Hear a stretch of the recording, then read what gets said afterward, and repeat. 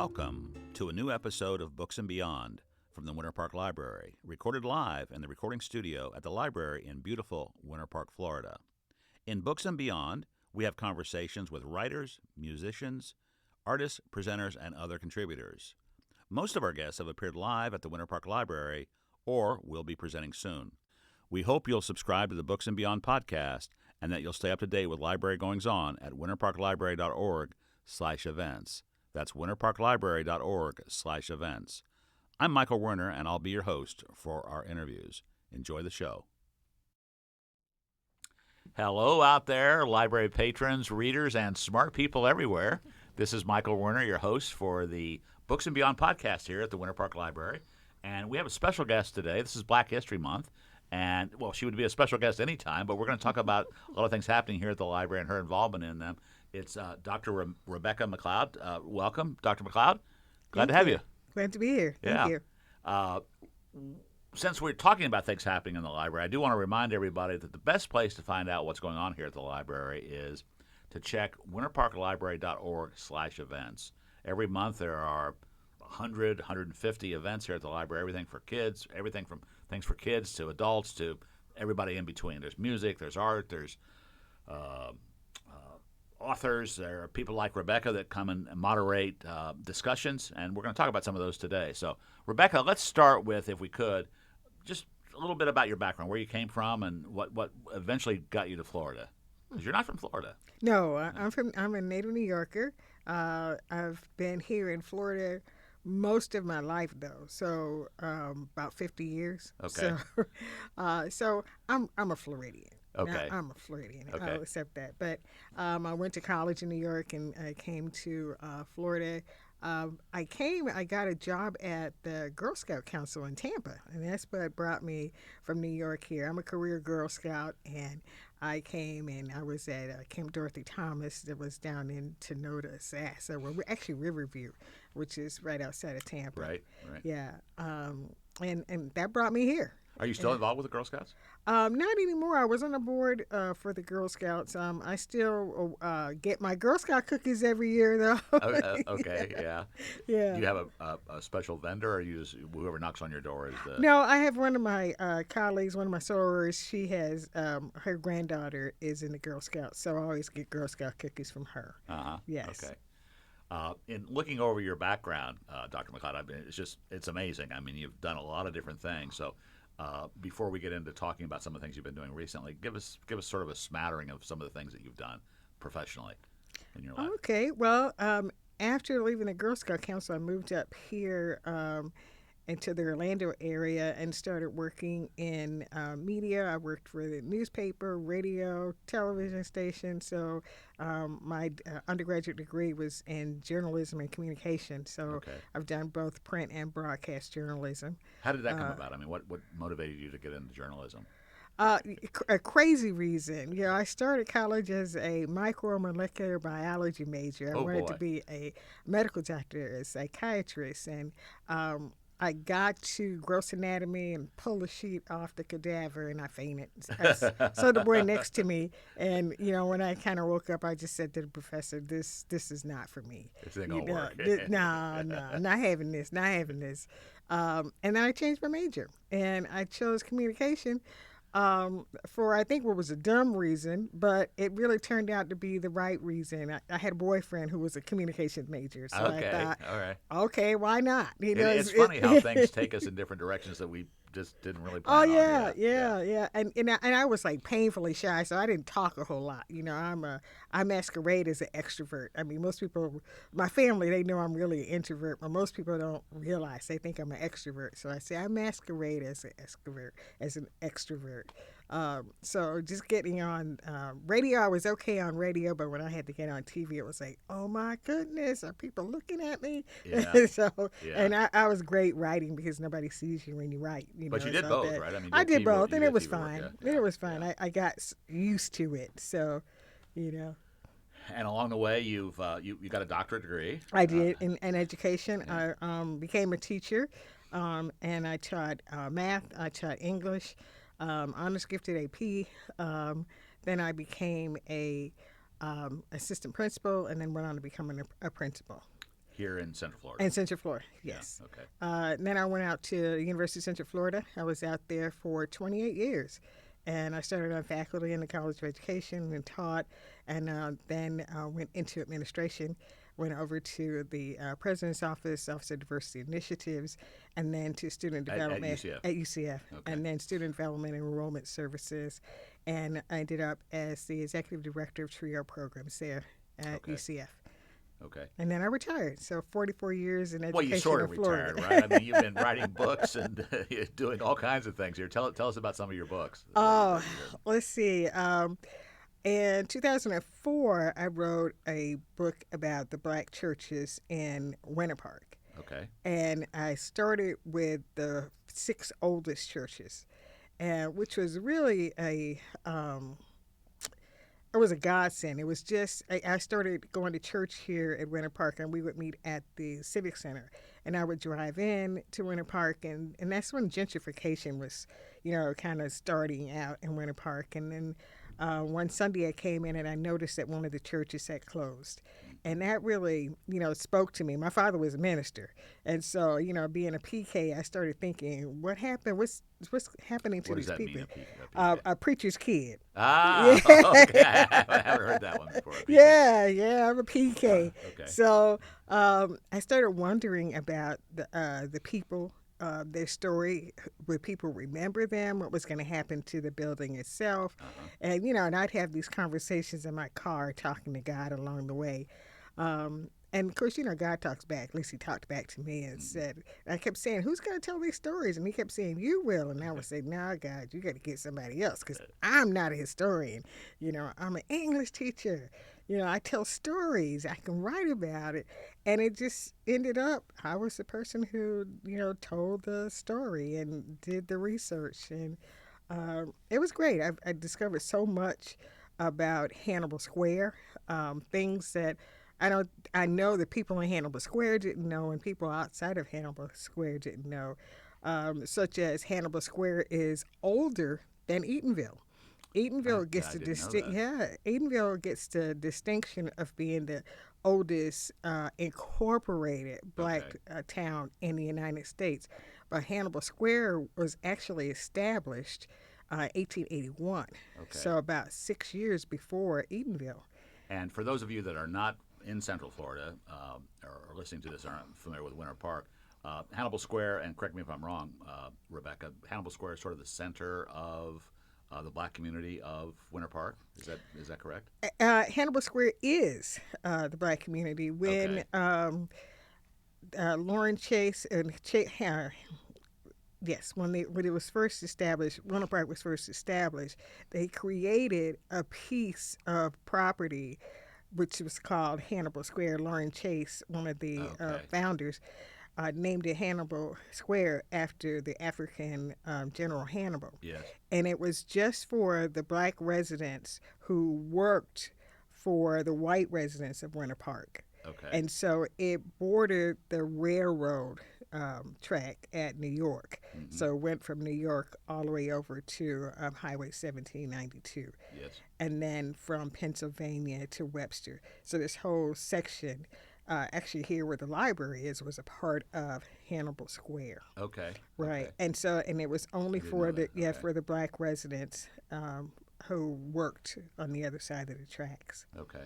Right. Right. So I interrupted you there. That's we'll okay. Sidetrack on the Hannibal Square. So you were starting to talk about some of your first work was with that area. Yes. And then I wrote the book on the first 6 churches. When I finished, I wrote a second book on the remaining 6 churches and added things in about the different denominations.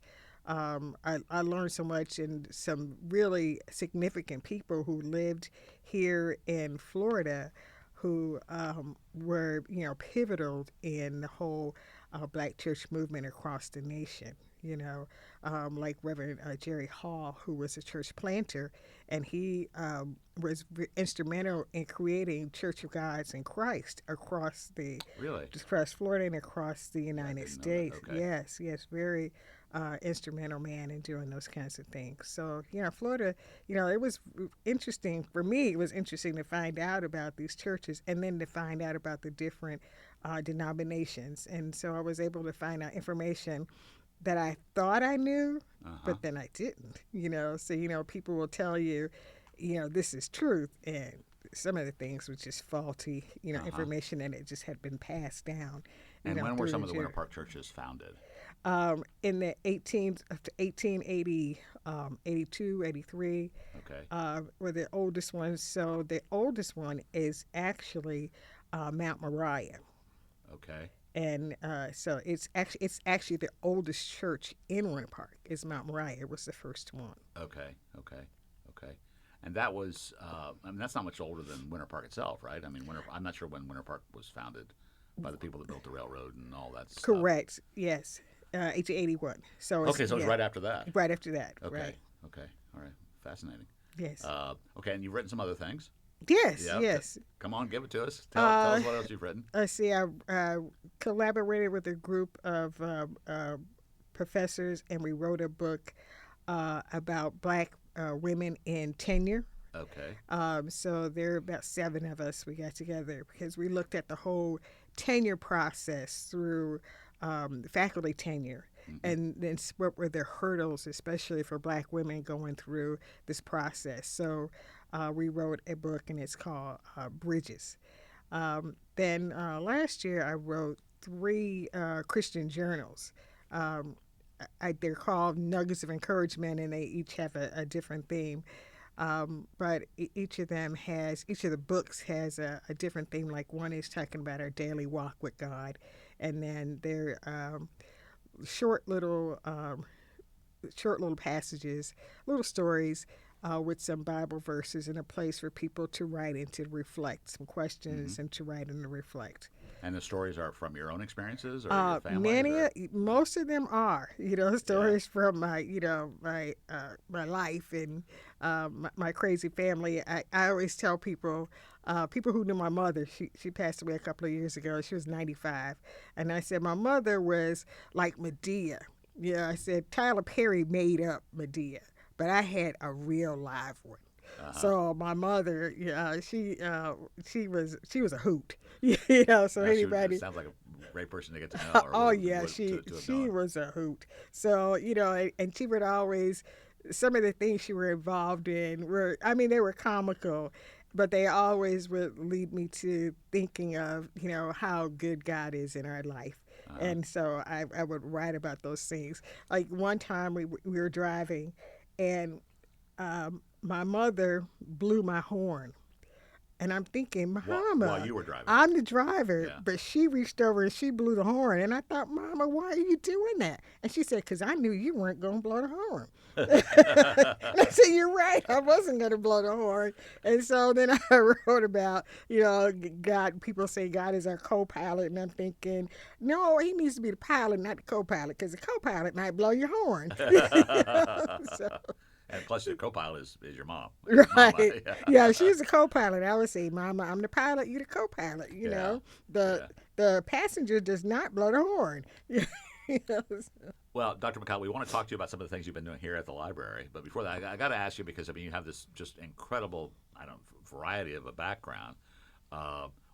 What sparked all that? I mean, you just didn't pop up one day and say, I want to be a writer and a journalist and a teacher and all these things. What sparked this lifelong desire to learn?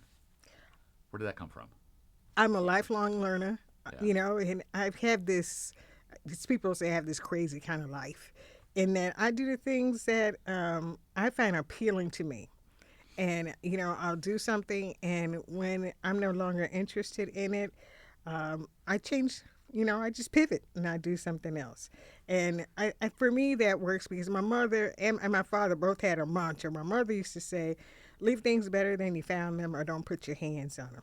Uh-huh. And then my dad used to say, do all of your work as if your signature is on the front of it. And so I think when I'm doing something, I do it to the best of my ability. And then when I'm no longer interested in it, instead of just hanging in there and just goofing it up, let it go. Yeah. And let somebody else have it and do something with it. I always say on a job 3 to 5 years, maybe. The first year you're kind of getting in there rolling. Second year you're learning a bit. By the third year of doing that job, you know it. It's yours. You can start innovating.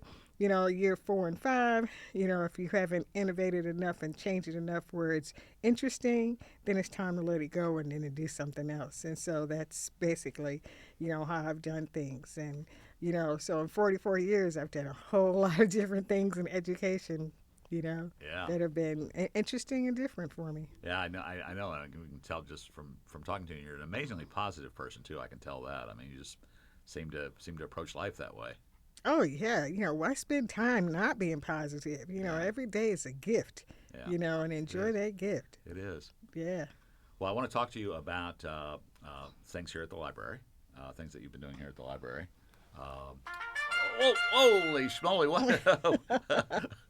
I don't know what that is, Rebecca. I think probably what it's telling us is it's time for our rapid fire Q&A. Okay. And this is the part of our podcast where we like to ask our guests just a few random questions to help us get to know you as a person, aside from the professional Rebecca. This is the personal Rebecca. Okay.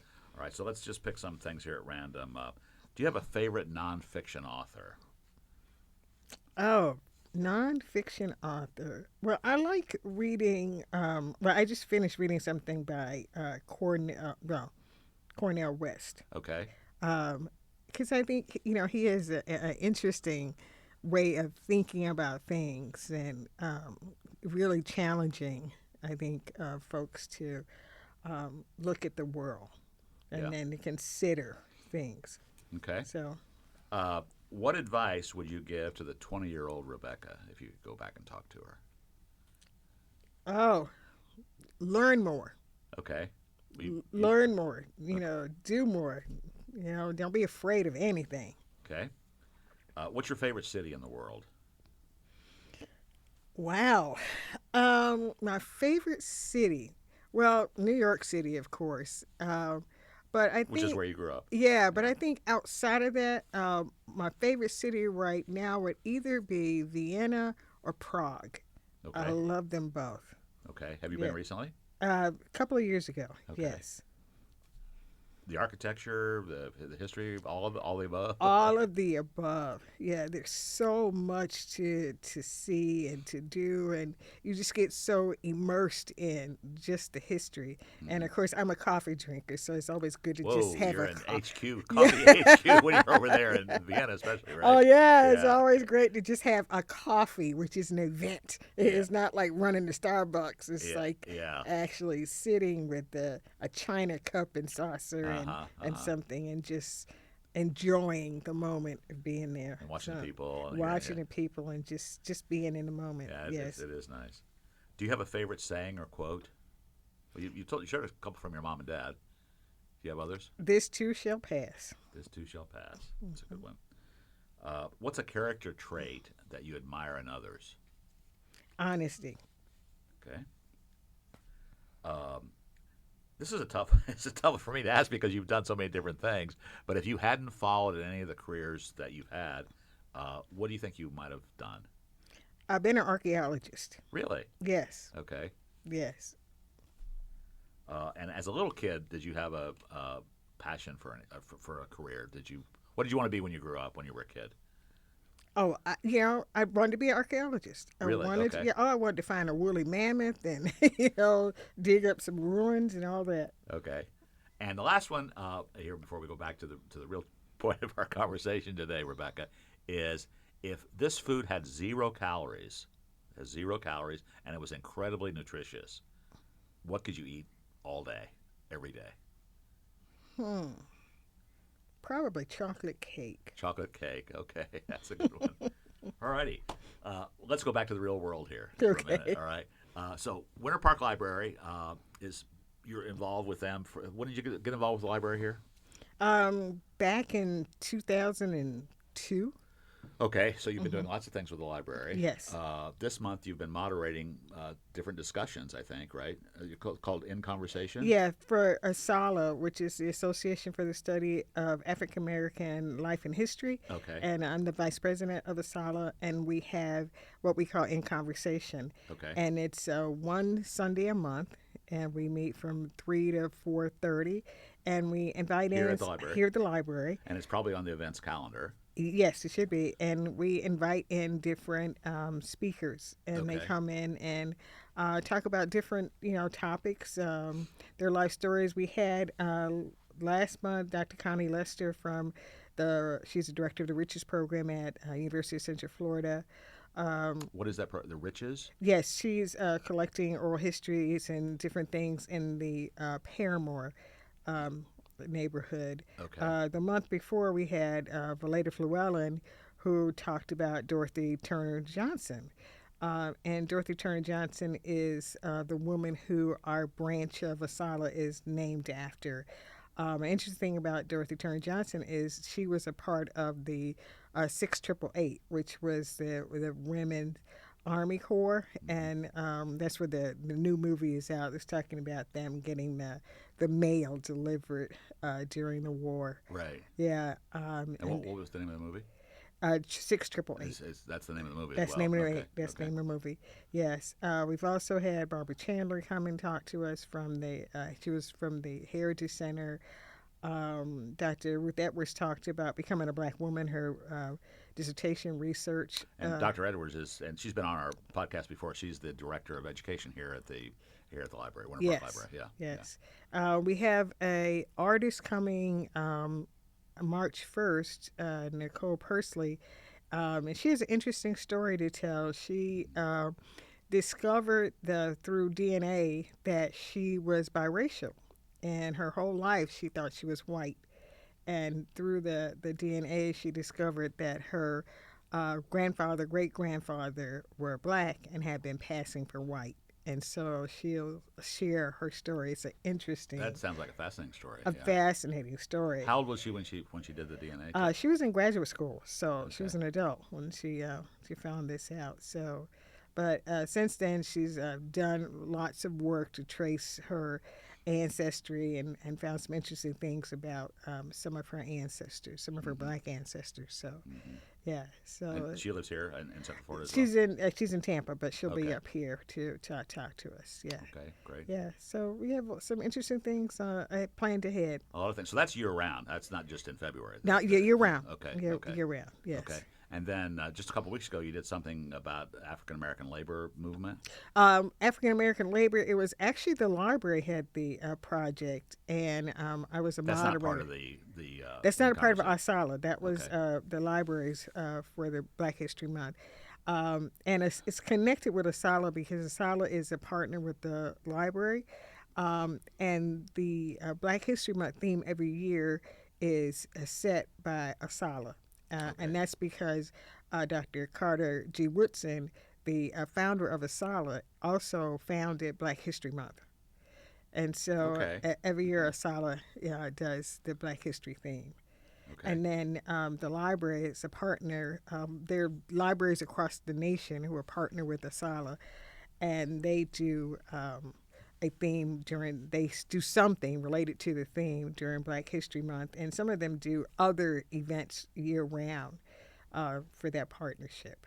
And that's a part of why we have that partnership with the library. Okay. So that's distinct from ASALA. The events of In Conversation, as opposed to these other events. In Conversation is an ASALA event, but the African Americans in Labor, that was something that the library sponsored. Okay. Who was here for that, or what were their roles? There was a woman who is the president of the local A. Philip Randolph Institute. There were two other union leaders who were here. One was a retired union leader, and one is a teacher. Well, he's a teacher union leader. They were here. And A. Philip Randolph, what was his? Who was he? So A. Philip Randolph was from Florida, actually, and Okay. A. Philip Randolph is the most influential Black labor unionist of all time. He started one of the first Black labor unions, which is the Brotherhood of the Sleeping Car Porters. Okay. And then based on starting that union, he worked and became affiliated with AFL-CIO. He actually was the first Black vice president of AFL. CIO. He was instrumental also in getting President Roosevelt to sign an executive order to end discrimination in um, federal hiring, and then also with President Truman to end discrimination in the armed forces. Okay. So yes, so Pretty then important, pretty important very person. important man. Yeah. He and Baynard Ruskin organized the March in Washington, at which Martin Luther King gave his I have a dream" speech. Okay, so Dr. King didn't organize No, that march. he did not. I think that's maybe not a misconception, but I don't think a lot of people know that, do they? No, they don't. Most of them believe that it was, his doing, but it wasn't. It was Baynard Ruskin and A. Philip Randolph. Interesting. Yes, Interesting. right. Because A. Philip Randolph really talked about having a good job and earning a wage, a living wage, is something that was going to bring black people out of poverty. If you remember, after the Emancipation Proclamation in the 1860s, black people were no longer free labor. They were no longer enslaved, suddenly free, and now needed jobs. And there was lots of discrimination, lots of people who did not want to pay people. And then we had the Great Migration, where lots of black folks moved north. North and west. So they came to the Northeast and the Midwest and the West and found jobs. And so then there was discrimination again with the labor, getting people into those labor unions and getting those fair wages. And that's where A. Philip Randolph and other people came in to say, okay, let's start talking about making sure that everybody, regardless of race, regardless of gender, get a job, a living wage. Boehner, A. Philip Randolph was also very instrumental in working with President Johnson, because President Johnson had he had what he called the war on poverty, and he realized that it was important that to get people out of poverty, they needed a living wage and they also needed education. And that's when he put in his orders was to improve. He did the Economic Opportunity Act, and that act started things like Job Corps. It also put in, work study programs, ABE, the Adult Basic Education, some things for migrant workers, for migrant education. There were loans to rural families. So he put in all of these services and programs that really help people to get out of poverty, to get trained for high-paying jobs through vocational studies, also to get an education, go on to college for, high-tech kind of jobs, because a lot of people came up and they went into the factories. Yes. And so folks who had come from agriculture, did not have a lot of experience in the huge factories in the North and the Midwest. And so those training programs helped. And that was during a time of huge industrialization going on. Yes. Yes, and it was just getting people, and lots of women. A lot of people think, there was the women, they came along because of the war. But, really about 50% of black women worked outside of the home. As compared during those times, as compared to about, 15-60% of white women. So black women have, spent more, has been working out of the home. So they were always a part of, economics and the labor movement. Well, we could be talking a long time here. Yes. But I want to ask you, what's before we close up here, what's next for you? What do you think you're going to be doing next? More writing, I'm guessing. Yeah. I'm currently working on a book on the history of the black press in Central Florida, but I think it's probably going to expand to Florida.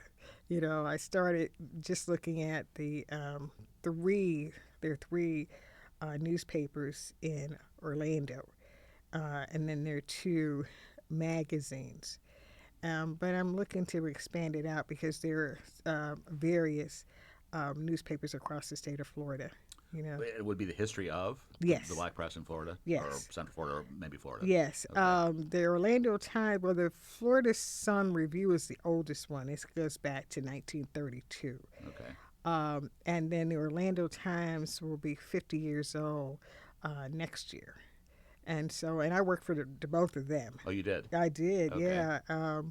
And then the Advocate is the third And I think one. that's what you said brought you to Central Florida, where the newspapers are. After when I came up here was I Yeah. started working with the Orlando Times, and they were just beginning. So I was the second employee. Really? I was the associate director.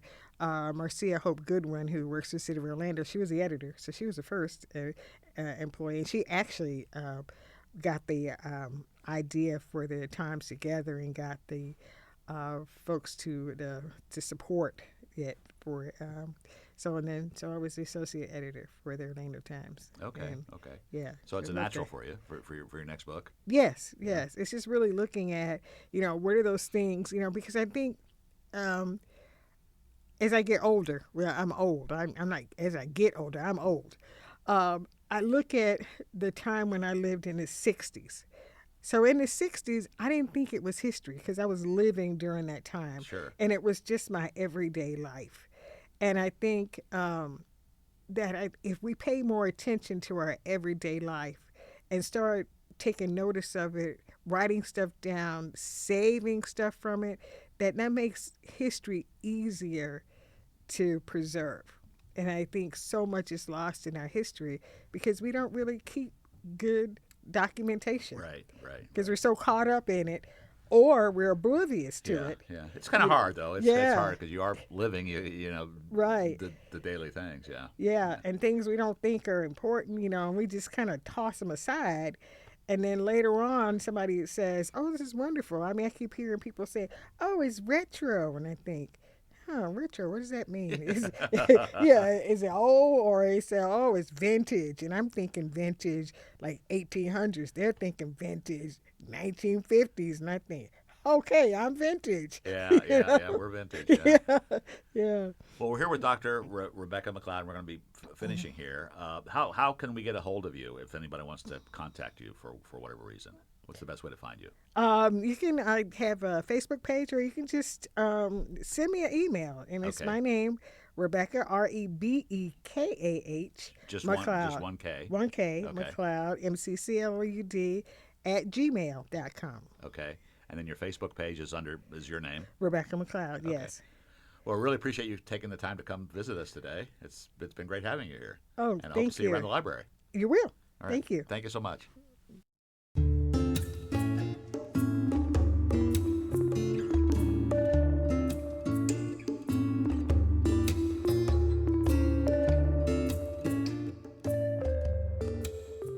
Thanks for joining us for another episode of Books and Beyond from the Winter Park Library. This podcast would not be possible without the generous help and support from the library staff, and especially from Jeremy Zorn. Jeremy's official title is Public Services Librarian, but he does many things here at the library, including producing this podcast. We can't do this without you, Jeremy. Our theme music is from the song Don't Go by Bovine Joe and the Buffalo Herd. That's Herd spelled Heard. We hope you'll let your friends and others know about this podcast and that you'll come by the library for one of our offerings, which you can find at winterparklibrary.org/events. That's winterparklibrary.org/events. If you have questions or suggestions for the podcast or just want to talk about Books and Beyond, please send an email to podcast@winterparklibrary.org. That's an email to podcast@winterparklibrary.org. Remember that the Winter Park Library promotes the free and open exchange of ideas and does not attempt to control or take responsibility for any opinions that may be expressed in this podcast. Opinions expressed in this podcast do not constitute or imply an endorsement or a reflection of the library's policies or beliefs. This is Michael Werner, wishing you well until our next episode of Books and Beyond.